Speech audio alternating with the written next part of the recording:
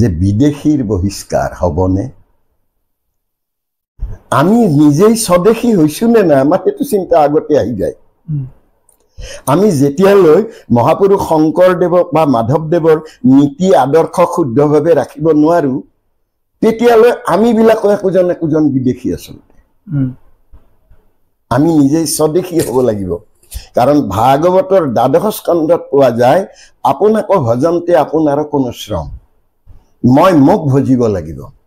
মানুহবিলাকে, অসমৰ মানুহবিলাকে নিজে নিজক নভজে, সদায় আনক ভজি আনক আঁতৰাব খোজে।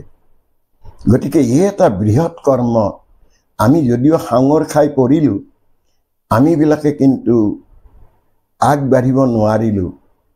কাৰণ ইয়াৰ মাজত ভাঙনমুখী চিন্তা কিছুমান সোমাই পৰিল। সমাজৰ মাজতো দিন যিমানেই বেছি হৈ গ'ল, মানুহৰ মনত ভয় সোমাই গ'ল।